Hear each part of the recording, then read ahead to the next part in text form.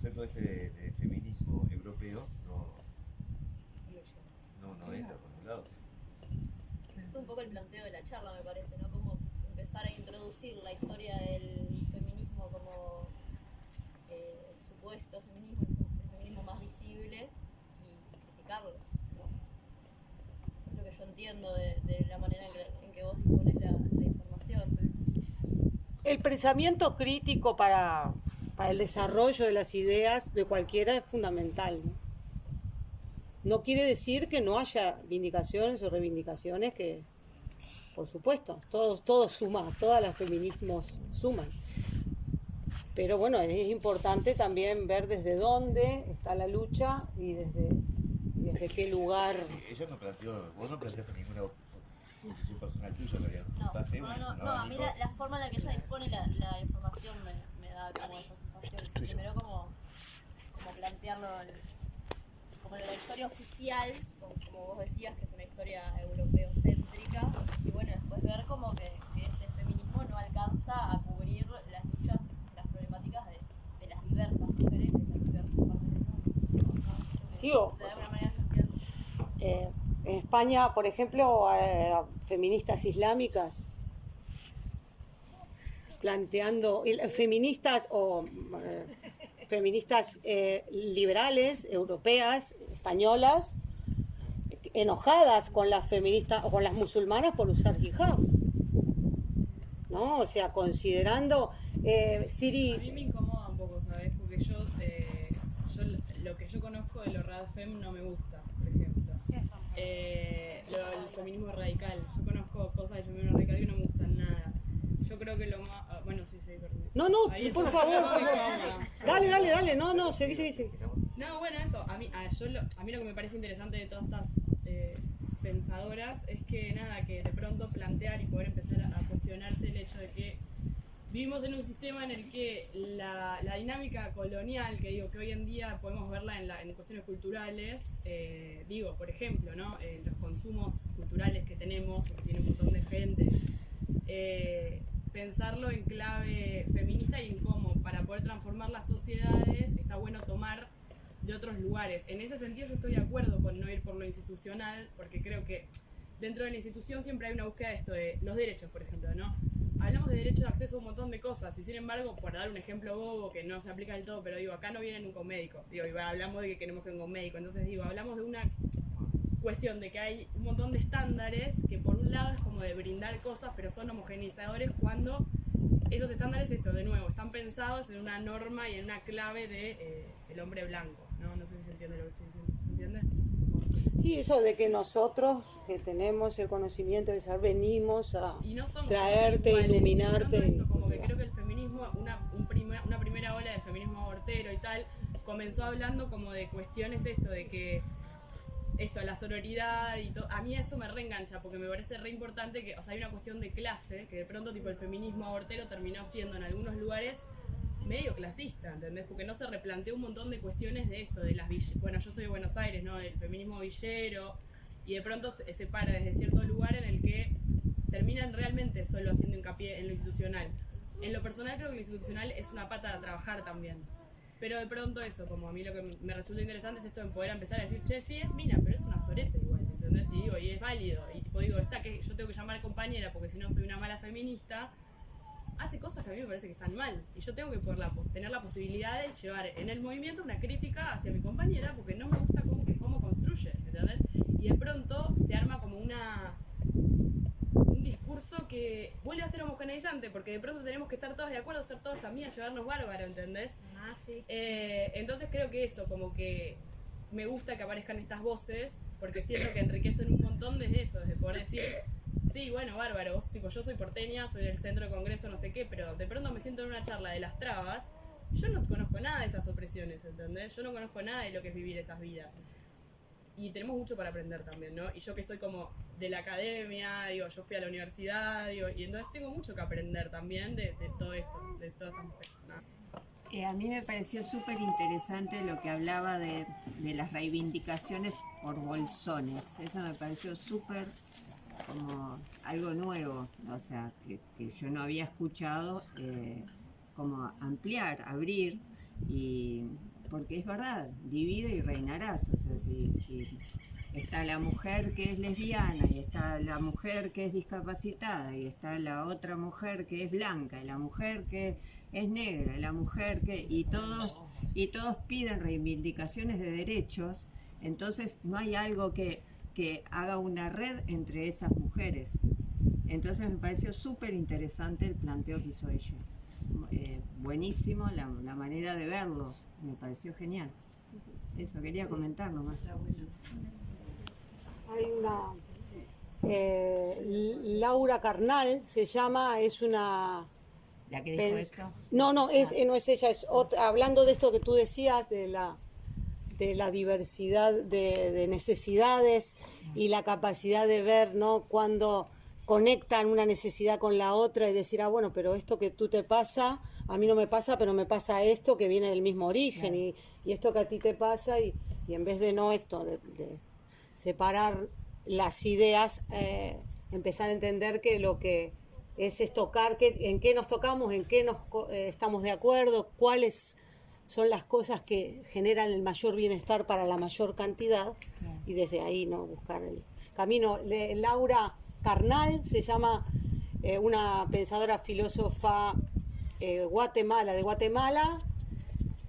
y ella plantea el feminismo comunitario como opción. Ella vive en un territorio indígena, ¿no? Está con sus compañeros y compañeras trabajando en este tema, y hablan del feminismo o la hermandad entre las personas como un tejido, ¿no? Ellos plantean ¿no?, la visión tan interesante, tan cosmogónica del tejido, porque bueno, es lo que trabajan con sus manos y lo que pueden entender. Ellas planteaban, por ejemplo, que iban a una esto de alguna actividad de feministas más académicas, o bueno, más más de por ahí urbanas, podríamos decir, no es la palabra. Y claro, no podían a veces ni pronunciar la palabra patriarcado, no era un concepto que a ellas pudieran entender, ¿no? Entonces empezaron a buscar dentro de sus propias cosmogonías y de sus propias formas de ver el mundo, que por supuesto son distintas que las formas de ver, ¿no?, que son otras formas de ver el mundo. Empezaron a plantear la teoría del territorio-cuerpo, porque hay que tener en cuenta, por ejemplo, que para los aymaras o para la gran mayoría de los pueblos originarios, nosotros somos parte el territorio, la tierra, y el territorio-cuerpo está dentro de lo mismo, es parte de lo mismo. Y que esta opresión o colonización que se realizó sobre el territorio tierra también estuvo en el territorio cuerpo de las mujeres. Entonces ellas plantean esta visión del feminismo comunitario como una red, un tejido de mutuas necesidades y saberes para compartir, ¿no?, que nos permitan recuperar el territorio cuerpo, que es este y este, ¿no? Porque, bueno, tengamos en cuenta eso, ¿no? El originario no tiene el dualismo cartesiano, famoso de que pienso luego existo, o la mente por acá, ¿no?, y la práctica por acá, lo espiritual, y está separado, ¿no?, en el pensamiento occidental está separado el espíritu de lo práctico. No es el caso en el originario, que está todo dentro de del mismo universo. Nosotros somos parte de. Entonces ellas plantean esto del territorio cuerpo y la recuperación del territorio cuerpo, porque consideran, como lo dicen las indígenas de Chiapas, en ellos ya están muy hermanadas en ese sentido, que esta es una civilización de muerte, que nadie se olvide, que esta es una civilización de muerte que va a nuestra destrucción y a la destrucción del planeta. Que eso no hay que dejar de pensarlo. Entonces, que La opción es recuperarse, si queremos sobrevivir, o recuperar el territorio cuerpo. Como idea es muy interesante, es mucho más amplio, no las quiero atosigar, pero bueno, los dejo ahí con... Me parece mucho más sabio eso, ¿no? Porque forma. vuelvo a... ¿no? Dar lugar hacia la gente y la gente hace el lugar. O sea, somos uno con la tierra, más allá, ¿no? O sea, nosotros vivimos de una manera porque estamos acá, aquellos porque están allá. Y poder reconocer que los temas que nos involucran a todos que vivimos sobre esta tierra, eso, son muy diversos, pero de alguna manera también eso, volvemos a ese tejido, ¿no? A cada uno en el lugar que le toca, por lo que ha recibido culturalmente, o por la colonia, o por esto, o por lo otro. Entonces, yo también quise venir a escuchar esta charla porque yo también no estoy de acuerdo, o sea, ni con el feminismo, ni con el machismo. O sea, con lo que estoy de acuerdo es que vinimos a esta tierra con un cuerpo y con dones y cosas para trabajar. Entonces, las mujeres tenemos nuestros dones, los hombres tienen sus dones. Feminismo, o sea, lo femenino y lo masculino está dentro de cada uno, dentro del hombre y dentro de la mujer. Entonces, que me parece muy sabio eso de recuperar nuestro territorio cuerpo para poder estar bien con todo el territorio que nos rodea, y me parece que es algo que va, eso es la raíz, algo que va mucho más allá y mucho más profundo de lo que es ser hombre y ser mujer. Pero sí es bueno que tengamos una comprensión clara de lo que es el ser femenino y el ser masculino, que se complementan y trabajan a favor de la vida, de la continuidad de la vida. Sí. Algo así es lo que siento La yo. compañera Cocina quería... perdón. Perdón, Gaby. No, yo lo Hace un que rato. siento es como un poco como, capaz como que cuando nos ponemos a hablar de feminismo parece que estamos en contra de los hombres, ¿no? Y ser feminista no es estar en contra de los hombres. Ser feminista es luchar contra un sistema de dominación que nos vienen metiendo la pata arriba desde hace miles de años, o sea, decidiendo sobre nuestros cuerpos, ¿no? Hasta en África, como todos sabemos, sobre el clítoris de las mujeres y tantas otras cosas. Entonces, o sea, estamos poniendo arriba de la mesa por primera vez en siglos, en milenios, lo que viene sucediendo con las mujeres y con otras personas que no son, ¿no? Que no sé, que no soy especialista en género ni nada que se le parezca, pero, o sea, todo el tema de la diversidad, ¿no? Ha sido castigado, y las mujeres también. Y hablamos de feminismo y los hombres nos dicen que estamos en contra de ellos y que no queremos a los hombres. Sí. Es una cosa que Bueno, a mí pues falta de información. me pone como muy mal, porque Pero convengamos que también ahora, siglo XX, hay muchos tipos de feminismo. En este caso, esta charla no es contra los... por eso, o sea, no estamos hablando contra los hombres. Ahí va. Los mismos hombres han Entonces, identificado la palabra como que es una mierda. y feminismo no es mala palabra. Yo Yo estoy de acuerdo con lo que, por ejemplo, dijo Ale. Para, déjame terminar de hablar. Sí, Lo que dijo Ale, por ejemplo, de que para los varones también es difícil cumplir Era el eso que rol decía. que este sistema patriarcal les hace cumplir, de proveedores, de esto, de lo otro. Yo he tenido parejas que he ganado más que ellos, por ejemplo, y es una cosa que no puede soportar un hombre que una mujer gane más que él, ¿no? Entonces, digo, cosas de la vida cotidiana que son que están metidas así, machacadas, como... Entonces, eso es lo que queremos cambiar, ¿no? Sí, bueno, y además, ¿estás y no de joder a acuerdo nadie, no con queremos que joder a nadie, los ni seres dejar son de ser iguales? lo que cada uno ¿Las personas son iguales? Tengan el entender No que sean. somos iguales. Bueno, pero quiero decir que tienen los mismos fuéramos derechos, iguales. o que tenemos el mismo valor.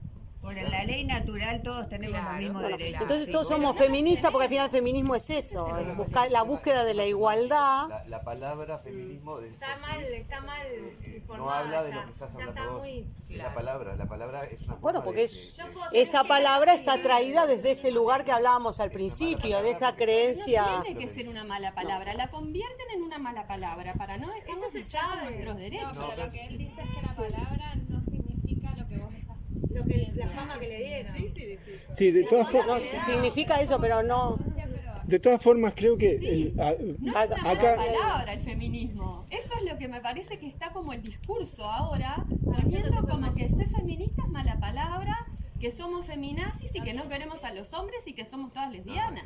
Eso también está. de todas formas, yo creo, lo que me deja mucho lo que vi hoy, yo quería hacer una acotación nomás. Me sorprendió, Como las culpas. De la MAE. me sorprendió la mujer gitana, porque la mujer gitana habla justamente de esto que estás diciendo tú, Rosina, que hay un problema con el individuo, es decir, no es un problema de derechos. Los derechos son de los individuos. Y eso es parte de todo esto que estamos viviendo. Cuando la mujer dice, yo no podía seguir el feminismo porque en definitiva no me están hablando, me quieren hablar a mí sola, y yo soy parte de una comunidad. Que lo mismo le pasaría a la mujer árabe, y que yo, una de las de Chiapas, una de las mujeres que a mí me marcó como teórica fue Domitila Chungara. Domitila Chungara es la mujer de un minero boliviano que teóricamente hizo un análisis no desde una comunidad indígena, fue más allá, hizo un análisis de la sociedad capitalista en su conjunto y dijo que el salario del hombre en realidad estaba financiando la reproducción de la familia. Hoy en día no hay ningún movimiento feminista que yo conozca, ni machista, ni de izquierda, ni de derecha, Ni de nada. ¿tá?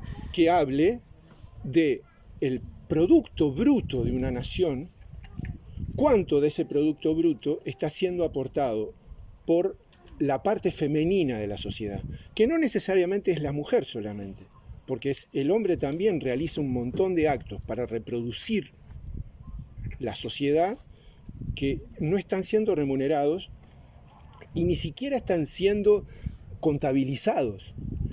Abrimos las puertas cuando viene un inversor desde el exterior a tirarnos monedas, cuando los pueblos han generado la riqueza de los lugares y nunca esa riqueza ha sido reconocida por las clases dirigentes. Y cuando hablo de la parte femenina de la nación, hablo de eso, de la parte ignorada, que no necesariamente son los hombres o las mujeres, somos todos. Los únicos que son, cuando se habla de patriarcado, es el emergente masculino, que muchas veces ni siquiera son hombres. Margaret Thatcher era una mujer. Y yo creo que mejor exponente del patriarcado que Margaret Thatcher no debe haber. Hitler. Entonces, digo, eso era lo que el aporte de lo que vi que me resultó así conmovedor. La gitana y Domitila Chungara que me vino a la cabeza con ella. Sí, hay unas pintadas en Buenos Aires en un momento que parecieron que eso no es amor, es trabajo no pago.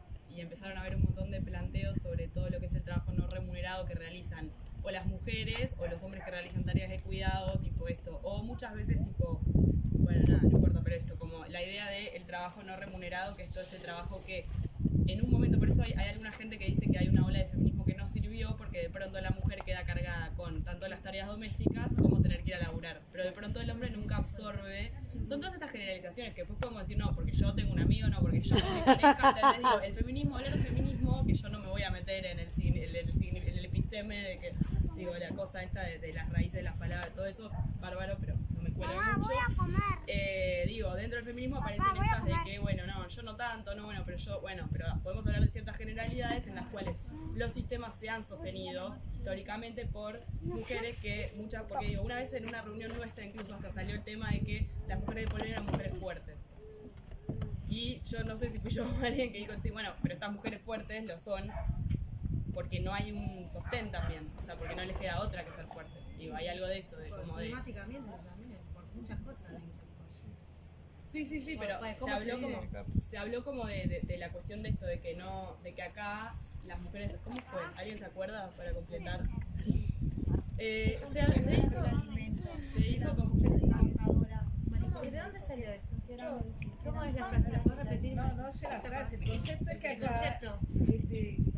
si analizabas el feminismo desde un grupo urbano al grupo de Cabo Polonio y analizar las mujeres de Cabo Polonio, son mujeres que han tenido una vida fuertísima y que no han precisado, o si tuvieron un hombre al lado, a veces no significó que fuera ni el mismo apoyo para que haya Es un tipo de feminismo que hay acá, O entonces. No, Hablando de feminismo. estoy hablando de la realidad, no del feminismo. Ah, ok. Pero yo estoy hablando en relación con eso. ¿Pero por qué?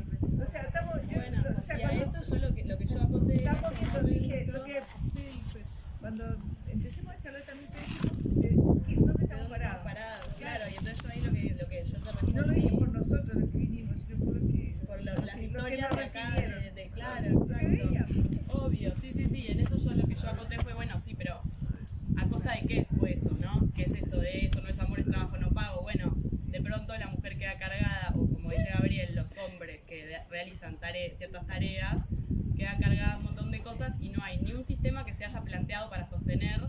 Digo, recién ahora con estos grupos, con lo que decías del MIDE, que digo, de pronto empiezan a aparecer, pero no existe, en la sociedad, no sé qué. Y yo creo que también incluso acá podríamos decir que hay cosas que digo, que cuando es la primera vez que nos juntamos, ¿entendés? Como digo, que puede estar la Coca tipo, ahí ¿entendés? Con 3, ¿entendés? Entonces una puede al menos escuchar la charla. Digo, esas herramientas de organización colectivas para sostener las maternidades y esto, las actividades de cuidado de la gente mayor, etcétera, es relativamente nuevo, ¿no? Como tratar de colectivizarlo y poder hablar de, no sé, ¿se entendió algo de lo que dije? ¿No? Sí. ¿Vos te entendiste? Pero a ver si entendí. Vos tú dices esta cuestión de la colaboración nuevo, no es nuevo, ¿no? O sea, le pusimos como un concepto ahora, pero es nuestro de toda la existencia del ser humano. Pero humanidad es humanidad. Que capaz que hubiera estado bueno, ¿entendés? O sea, no es por quitarles mérito, pero digo, hay como algo de... Capaz que lo que vos querés decir es que a veces está asociado la fortaleza a algo como bastante masculino, como del aguantar y el... Lo que es el invierno. Lo que quiere decir es que las mujeres que laburaron, salieron a pescar, criaron a los hijos, no sé Son qué, más no sé fuertes. cuántos fueron, son mujeres fuertes, pero más porque no remedio. tuvieron un No, marido. más remedio no, es una Claro, lección no de tuvieron un vida. marido que la ayudaron a Para mí criar es a una los Perdón, hijos. yo no entiendo nada si hablan 3 personas a la vez. Disculpen, pero la verdad que no se escucha ni a una, ni a la otra, ni a la tercera. Vamos a seguir con eso. Si no se ordenan, Era eso, pues yo lo había mostrado. Después hay una cuestión interesante y un concepto interesante que usa Karina Ochoa, que es la feminización del hombre, ¿no? Como hombre sudamericano, en este caso, que tiene que proveer y no provee, porque ella tiene que trabajar, porque si no, que tiene que ser ¿no? Que tiene que tener ganas, que no tiene que llorar, que no tiene que sentir nada, ¿no? Toda esta cosa de este hombre también aprisionado y feminizado, por un lado diciéndole cuáles son las labores masculinas, y por el otro lado con una sociedad planteando que esas labores vos no las vas a cumplir. No estás a la altura, ¿entendés lo que quiero decir? ¿Por qué hombre feminizado? Feminizado en el sentido de que... Feminizado en el sentido occidental, ¿no? De sacarlo de ese lugar del proveedor, porque no es el proveedor. En una sociedad como las nuestras es muy difícil que una persona sola que trabaje, el hombre solo trabaje y pueda ser el proveedor. Feminizado en el sentido oprimido, quisiste decir. Sí, ella habla del concepto feminizado justamente para esta discusión, ¿no? Ahí va. Es para plantearlo justamente por eso, para que saltes, va. Exacto. ¿No? Esta cosa que es interesante plantear, de hecho plantean en muchos casos esta teoría como que mucho de la violencia de género que ha recrudecido también en estos momentos tiene que ver con esa frustración masculina ante no poder cumplir con los estándares de sus propios masculinos, ¿no? Blancos y occidentales. Que está interesante, es muy larga, yo no la voy a... Pero el que le interese mirarla, o Karina Ochoa hace una buena teoría en base a su conocimiento y su investigación sobre eso, sobre todo lo que está pasando en México, ¿no? Que es bastante fuerte con la mujer y el feminicidio. Sí, la trata. Hay otras, bueno, estaba Silvia, yo le mostraba a Maricruz, a Silvia Rivera Cusicanqui, que es una pensadora aymara, que habla de un concepto precioso que tiene, que es la cultura cheje. No estoy pronunciando bien, porque no soy aymara, pero es como una cosa así, cheje, que es un tipo de tejido también. Hay mucho en la cosmogonía, ¿no? en el pensamiento originario que tiene que ver con los tejidos, ¿no? Y el cheje es un tejido en el cual hay hilos blancos y hilo negro entrelazado uno sobre el otro, y que de lejos muestran un gris, ¿no? Para el originario, para la cultura aymara, el gris no es un color, no es como en el caso occidental un color malo, no, el gris es como que está asociado a algo oscuro, por ahí para nosotros, no lo gris, o algo triste, exacto. No es el caso para la cosmogonía aymara, ¿no? El gris ese está representando cómo la diversidad de una cosa contra la otra, o encontrada con la otra, puede mostrar un tejido y un color propio. Claro. Ahí Que está nadie hablando, dirá si es bueno o malo, quién tendrá el derecho de decirlo. creo que ahí está hablando del vínculo en la diversidad que es creativo y que crea algo diferente, ¿no? O sea, el vínculo probablemente también de lo masculino y lo femenino. O sea, si no es un vínculo como venimos viviendo de competencia en el que uno domina y el otro es dominado, entonces en un vínculo así evidentemente va a haber algo creativo y va a haber, pero también para que exista un vínculo así habría que dejar, como dice esta mujer, de meter en bolsones, porque al meter en bolsones nos olvidamos de la tierra, nos olvidamos de la naturaleza, nos olvidamos de los animales, nos olvidamos de todo el resto. Al final hablamos solo de gente, hombres, mujeres, y todo el resto queda en bolsón, o sea, todo es bolsón al final. O sea, la única manera de habitar en armonía es en red, con todo lo que hay, no solo entre hombres y mujeres, también hay otras cosas. Entonces, capaz que estaría bueno empezar también como a investigar otro tipo de cosas que hablan de la inteligencia vincular, la inteligencia planetaria, del salto que hace que vamos a hacer en la manera de vincularnos que estamos haciendo, y en la manera de vincularnos donde justamente no hay competencia, no es un sujeto y un objeto, o sea, nos vinculamos como si el otro fuera un objeto. Y bueno, capaz que hay que ampliar un poco lo de los sismos y salir un poco de los sismos y ir más al vínculo de la inteligencia, a la información, a la cosmovisión, a la epistemología, todo eso, que es como más amplio, me parece. Ir buscando, ¿no? Claro, Eso. o sea, yo basándome en lo que decía esta mujer, que me pareció súper interesante, o sea, salir de los bolsones y empezar como a hacer todo más holístico. Para mí más es un equilibrio también, porque el bolsón está bueno que exista, porque de pronto ya que existan esos bolsones también permite que haya diálogo entre ellos, ¿no?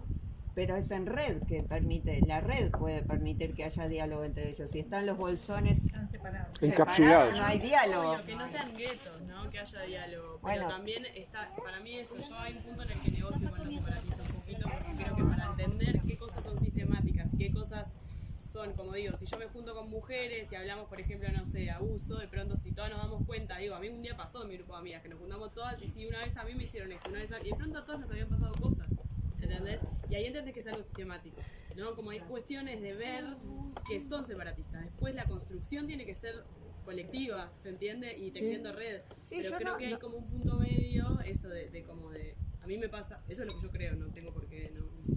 No, es que yo estoy de acuerdo en que hay que, pero eso es justamente empezar como a profundizar, a estar atentos de lo que está pasando, de una realidad.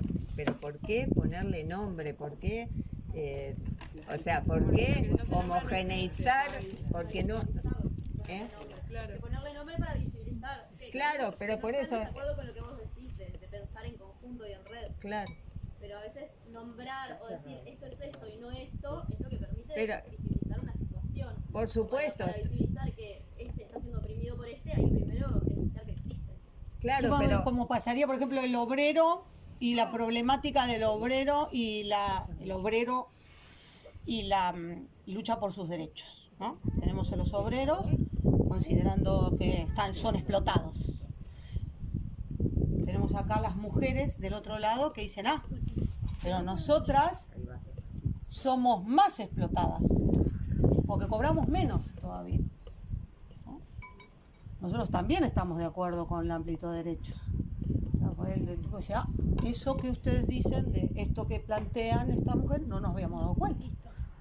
Por ahí, ¿no? No lo habíamos visto en su momento. Bueno, ya tenés acá a dos, ¿no?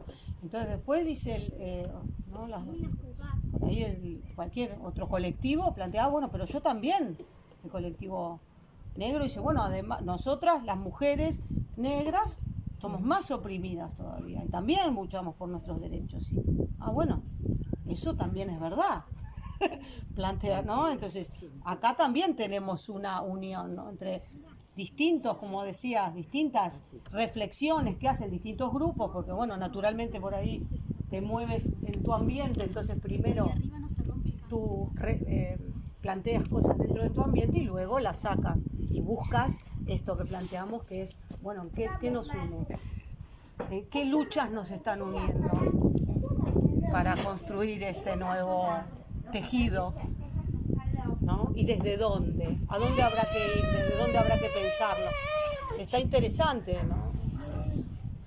Enrique Dussel dice que parte mucho más atrás que Jobs, por ejemplo. Él habla de Jobs, ¿no? Como esta teoría del poder y la dominación, ¿no? Poder es un ente dominador que baja la línea de lo que hay que hacer y bueno, el otro tiene que obedecer y estar de acuerdo. Y Dussel dice, pero nosotros, por ejemplo, en nuestros pueblos originarios, el concepto de poder no es el mismo, porque ejercen otro tipo de poder, ¿no? Como Chiapas decía la otra vez, ustedes mandan mandando, nosotros mandamos obedeciendo. No sé si les suena mi autoridad emana de vosotros y ella cesa esta historia, ¿no? Esto es muy indígena porque el poder, Evo Morales es otro que lo plantea, pero porque es un concepto cosmogónico, una forma de ver el poder desde otra civilización en la cual el poder es obediencial. ¿Cómo estoy hoy, obediencial. No. Quiere decir que manda obedeciendo, escuchando. Y es de otra manera, es circular y no vertical. O sea, entre todos el círculo tomamos las decisiones y en un círculo cualquiera puede tomar cualquier lugar. Estás acá, mañana estás acá, mañana estás allá. Todos a la misma distancia del centro, en equilibrio. Entonces ahí se toman las decisiones de esa manera y de esa manera todos las acordamos, las sentamos y las llevamos adelante. Es una manera muy distinta de que a vos te venga un lineazo de arriba, ¿entendés? Y los de abajo aceptan ese. Y si no aceptan, palo. 4 mandan al lineazo y los de abajo aceptan. Eso, de una manera muy distinta como se manejaban ancestralmente en estos pueblos. Y sería lo mismo. ¿Entendés? Lo que pasa es que también, de alguna manera, Calibán y la bruja es muy interesante para ver esa historia del... Bueno, justamente ella hizo toda una investigación sobre el medioevo y sobre todo los cambios producidos ahí para generar el origen del capitalismo. La acumulación ¿no? Podríamos originaria. decir, la acumulación de capital. Y hablan de esto. Hay también un informe precioso que se llama Iberia Queer Iberia, que es una investigación que realizaron dos, creo que es antropólogo y sociólogo, sociólogas, creo que no me acuerdo, que habla sobre la libertad sexual que existía en la Iberia del siglo XI y del siglo XII, previa a la conquista de Al-Ándalus, por ejemplo, y a la cristianización, ¿no? de España y de Europa en general. Que está muy interesante porque vos decías ahí, bueno, mirá qué loco, mirá cómo vivían en el 10 y nosotros nos creemos muy evolucionados. Es muy interesante si les interesa poderlo ver. Bueno, y en realidad la idea era esa, plantear algunos conceptos distintos, no solamente sobre el feminismo que todas hemos escuchado o que la mayoría conocemos, sino ver que hay otras corrientes. También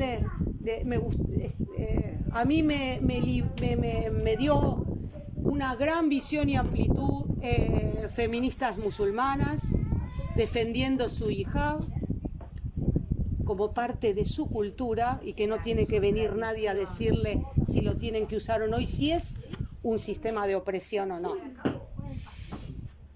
Saber respetar, dejar de ser tan occidental y dejar respetar y entender un poco y escuchar las culturas que a veces ellas, por ejemplo, plantean cosas como, bueno, mi cuerpo es de mi comunidad, pero el cuerpo de mi compañero es de mi comunidad también.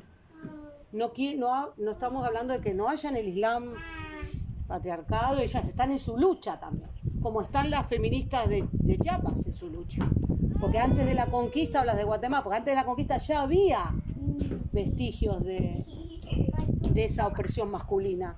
Por ahí de otra forma o más pequeña, no como el sistema que vino a plantarse, pero existía. Entonces, saber ver que hay otras formas, que otros pueden verlo desde otro lugar y que esa visión también es interesante, esa cosa del mi cuerpo pertenece a mi comunidad y el de mi compañero también.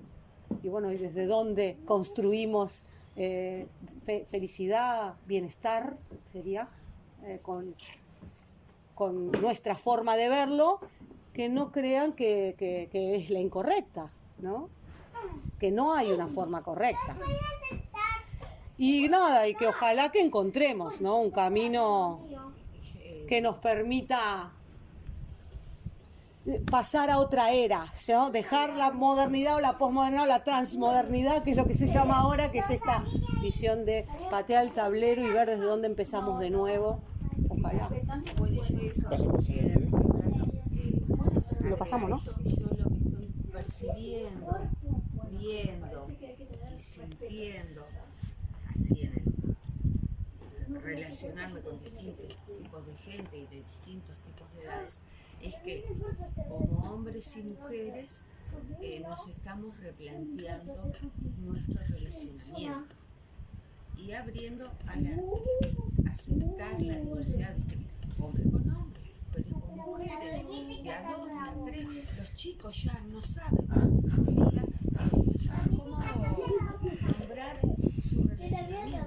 Antes decías novio, bueno, amigo con derecho a, bueno, es mi amigo. O sea, siento que es un momento en el cual estamos redefiniendo nuestras relaciones también, en ese hombre-mujer, ¿no?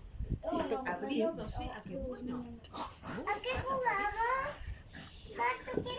su pacto y su acuerdo, y cada uno es libre. Parejo, trío, cuarteto, lo que tú quieras. Lo importante es eso, el ser sincero y llegar a un acuerdo, y bueno, cuando no, y poder eso, no es sobre la marcha, aprendiendo y viendo, porque está todo muy... Y yo estaba durmiendo, ¿vos querías hacer algo por cena de noche? Yo siento eso, que es un momento de cambio, de transformación también en cuanto al concepto de lo que es el amor y la paz. Claro, otro lío, ¿no? Bueno, si quieren, si les parece, les muestro a Ochi Uriel, 10 minutitos, de una pensadora afro latina, para que me parece que está interesante para que ampliar un poco más. Casu, mirá, un video. Así que...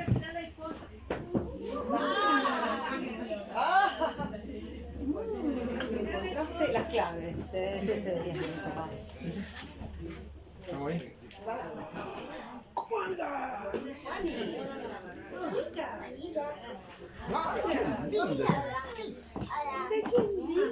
¿Estamos? Va.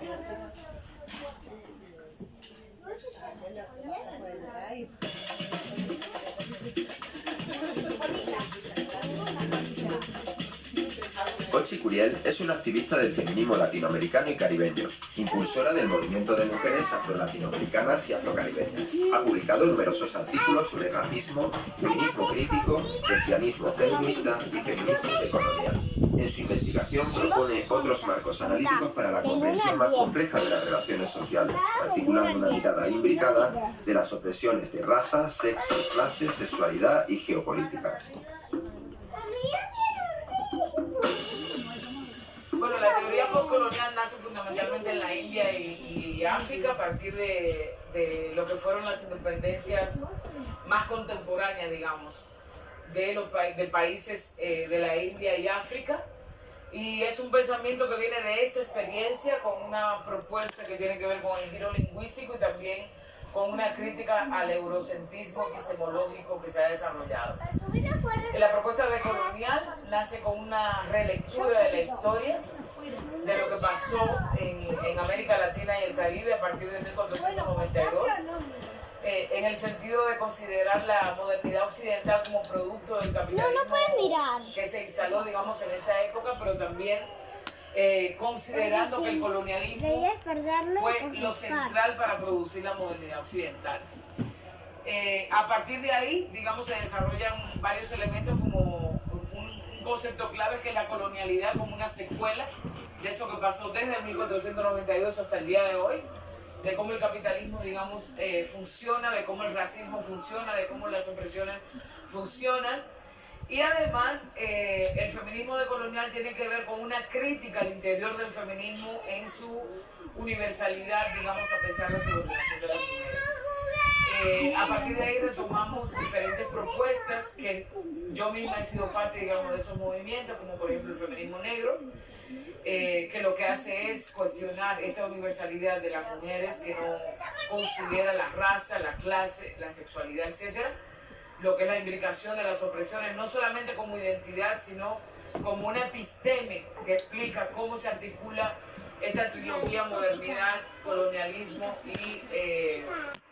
y capitalismo global, ¿no? Retomamos también aportes de otras corrientes políticas como el feminismo autónomo, donde cuestionamos un poco la institucionalidad del feminismo. Esa institucionalidad viene dada por las políticas que aplicó el Banco Mundial, el Fondo Monetario Internacional, la Cooperación Internacional del Norte, el proceso de ONGización, es decir, cómo parte del movimiento se convirtió en ONGs, donde se empezó a burocratizar la práctica política. Retoma también parte del lesbianismo feminista como para entender el régimen de la heterosexualidad como un régimen, digamos, que toca todo tipo de relación social, no solamente la sexualidad en términos de práctica sexual, y que instala ese régimen, lógica como el matrimonio, la familia nuclear, la ideología de la diferencia sexual, y que tiene efectos, digamos, no solamente en las lesbianas, trans, gays, sino también en todas las relaciones sociales que tenemos, ¿no? Y el feminismo decolonial también tiene una cosa muy importante en términos epistemológicos, es decir, cuáles son las categorías que utilizamos para explicar esa realidad, y además desengancharnos de las categorías modernas que se inventaron en esta trilogía, como por ejemplo democracia, Estado moderno. O sea, no solamente criticamos las categorías en ese sentido, sino que lo hacemos prácticas políticas en torno a una propuesta autónoma. Le damos importancia mucho a otras maneras que no son la escritura, a pesar de que escribimos bastante, no es descartarla, pero sí darle importancia a otras formas de conocimientos, a otras formas de producir pensamientos, como cuestiones artísticas, como cuestiones visuales. El activismo yo creo que es una cosa muy importante que retomamos como una cosa muy interesante.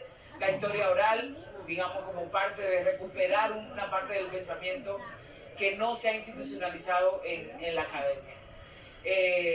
En conclusión, el feminismo decolonial es práctica y acción. Al mismo tiempo que estamos pensando y teorizando, estamos haciendo práctica política y al revés, es decir, estamos haciendo práctica política y a la vez pensando y teorizando sobre nuestra realidad y lo que queremos proponer como proyecto político. La clave sería pensar una relectura de la historia. O sea, yo creo que nos contaron una historia, la historiografía hegemónica nos contaron una historia donde supuestamente los colonizadores eran conquistadores y descubridores, ¿no? Hemos dicho, no solamente nosotras, sino también grupos indígenas y afros, que lo que hubo a partir de 1492 fue un etnocidio histórico que todavía tiene secuelas, digamos, en esta colonialidad contemporánea. La otra clave es pensar que somos sujetas y sujetos con conocimiento, con experiencia, que son válidas, sea que tenga academia o no tengas, que hay una recuperación, digamos, de los conocimientos. Digo recuperación porque históricamente los pueblos han tenido una serie de conocimientos que no se valoran como conocimiento, precisamente por esa institucionalización del pensamiento y la epistemología, digamos, que se ha instalado en términos occidentales de solamente considerar cierta manera de producir conocimiento que además se asume como neutro, objetivo, etcétera, etcétera, ¿no? La otra clave, como lo dije anteriormente, yo creo que tiene que ver el pensamiento y la acción. Yo no concibo particularmente un feminismo decolonial que no tenga una práctica política. Y últimamente yo creo que lo decolonial y el feminismo decolonial hay sectores, digamos, que lo han institucionalizado desde la academia. Y yo creo que un feminismo decolonial necesariamente tiene que ser una práctica política colectiva y que tiene que ser parte de un movimiento social articulado a muchos movimientos al mismo tiempo. Entonces, por un lado, es una crítica a todo lo que significa universalizar, una crítica a categorías estables, modernas, occidentales, a estos pensamientos, digamos, que solamente se asumen como válidos, para proponer un desenganche epistemológico, como diría Stan Hall, y al mismo tiempo proponer otras categorías analíticas que nos permitan fortalecer las prácticas políticas en las que estamos inmersas, digamos. Bueno, una de las cosas que hemos dicho, no solamente las que nos llamamos feministas decoloniales, sino que vienen del feminismo autónomo precisamente, es ver cómo a partir de los años 80, 90 se fortaleció mucho lo que es, digamos, la presencia de instituciones globales como el Banco Mundial, como el Fondo Monetario Internacional, como la ONU, en definir las agendas políticas de muchos de los movimientos. Dentro de eso está la Cooperación Internacional del Norte. Y nosotros decimos que la Cooperación Internacional del Norte, tal como la hemos visto hasta ahora, es una forma neocolonial, ¿no? De primero pensar que están cooperando con esos países que se supone que no son desarrollados, como los países llamados el tercer mundo, a partir además de un paradigma de desarrollo desde aquí, desde el norte, asumiéndose que es aquí donde se produce el conocimiento, donde se sabe, donde es el paradigma válido, hombre blanco, europeo, etcétera, etcétera. Y que consideramos muchas de nosotras que eso es una forma neocolonial, digamos, de estar presente en nuestros países, pero además incidir en las prioridades políticas de los movimientos sociales. Esa es la crítica fundamental que lo retomamos, insisto, del movimiento autónomo, y que yo creo que aquí la gente que está metida en esa onda de cooperación internacional, que es bastante, ¿no? Tendría que hacerse una crítica y una autocrítica si es realmente que se quiere la transformación social. Ahora, si se quiere seguir validando ese paradigma moderno y seguir continuando con las políticas neocoloniales, pues obviamente una de las estrategias de hacerlo es la cooperación internacional. Pero como yo dije también en la conferencia, creo que hace mucho tiempo estamos criticando esta política y que yo creo que para lograr una coalición internacional entre norte y sur, eso es un tema clave. O sea, yo creo que en vez de definir la cooperación internacional como se hace ahora a través de proyectos, a través de dinero, etcétera, lo que tenemos que hacer son solidaridades transnacionales y saber que el dinero que hay aquí, una gran parte de él se consiguió gracias al colonialismo. Es decir, Europa hoy, históricamente, digamos, ha sido el centro del mundo gracias al colonialismo. Por tanto, todo lo que se pueda hacer, esas cosas de ayuda, de cooperación, etcétera, es un dinero, como yo he dicho, que ya nos pertenece desde hace mucho. Por tanto, tendría que hacerse una política de reparación, más que todo.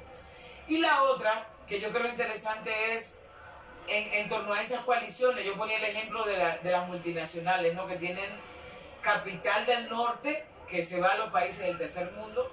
Y lo que creo fundamentalmente es cómo se lucha desde aquí para que esas transnacionales no existan y no vayan a los países del tercer mundo, acabar con nuestros territorios, acabar con nuestros recursos, fundamentalmente de la gente indígena, afrodescendiente, campesina, ¿no?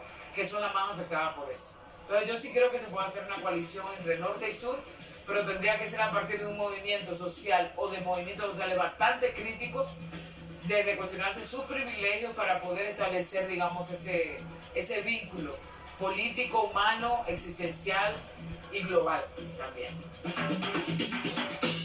Ahí está Ochi Curiel, pensadora así. Está buenísimo los videos esta es una universidad, creo que en Andalucía, que estaba haciendo también un seminario sobre pensamiento decolonial, por esto que hablábamos de que, bueno, España también se está replanteando sus orígenes y desde qué lugar y desde cuándo y por qué está en la situación que está, ¿no? Y que está buenísimo también. Y ellos han también han hecho mucho trabajo de difusión de estos pensadores decoloniales, ¿no? También, así que está bueno. La idea era esta, no sé, comenten, no sé si quieren comentar alguna otra cosa. Yo solamente agradecerles la atención, muchísimas gracias. Espero que les haya algo, les haya para decir, bueno, miro por acá, o esto sí, o esto no, esto es una porquería, que está bueno también, ¿no? Porque es importante ir buscando el propio concepto, pero me parecía interesante plantearles, mostrar a Ochi Curiel, porque habla justamente de lo que están haciendo ustedes, ¿no? No les digo feministas decoloniales, no se preocupen, no las voy a... Pero bueno, vieron que hay muchos conceptos que tienen que ver con esta de la acción, del trabajo, de la comunalización del poder, ¿no?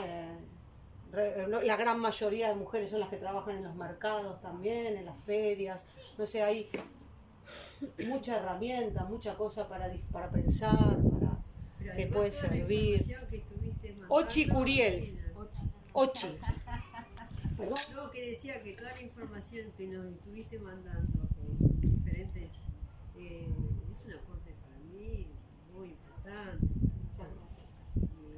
Sí, uno va leyendo, ¿no? En la vida va leyendo diferentes cosas, pero ahora me voy con unas ganas de mucho más y con alguna...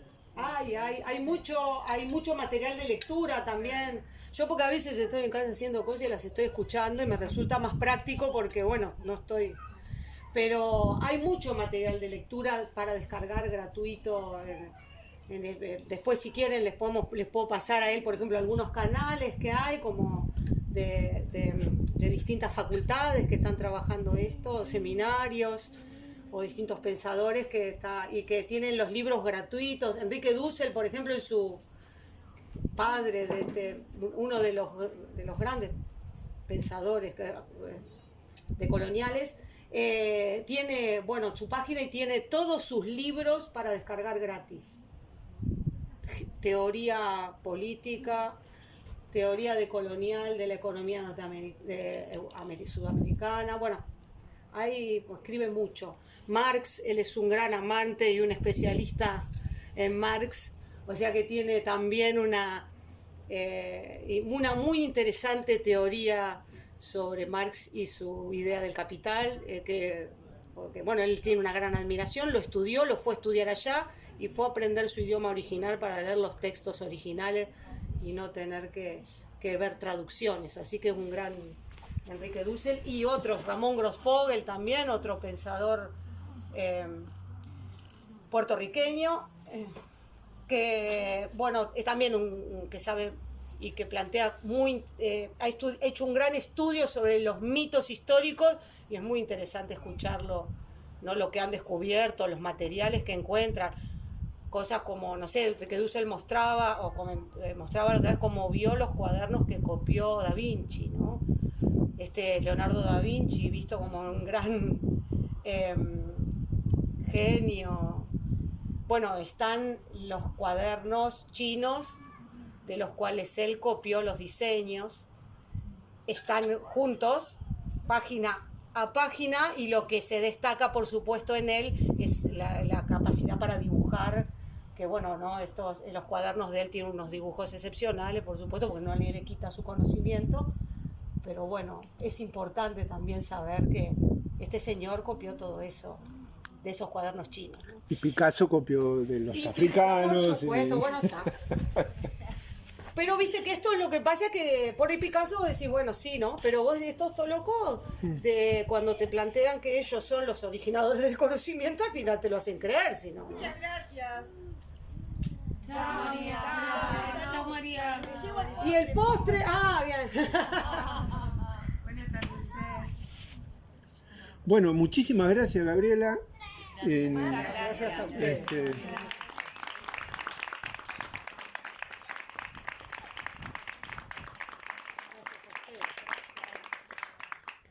Y bueno, yo estuve grabando porque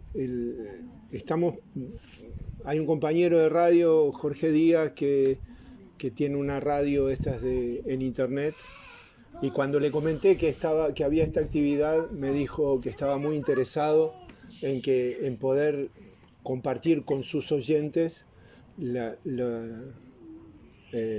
toda esta información sobre feminismo. Así que nada, me tomé el atrevimiento de grabar, sobre todo la charla de ella, ¿no? Y lo que quería era pedirles permiso si las intervenciones que hubieron yo se las puedo mandar también, o si quieren. El concepto de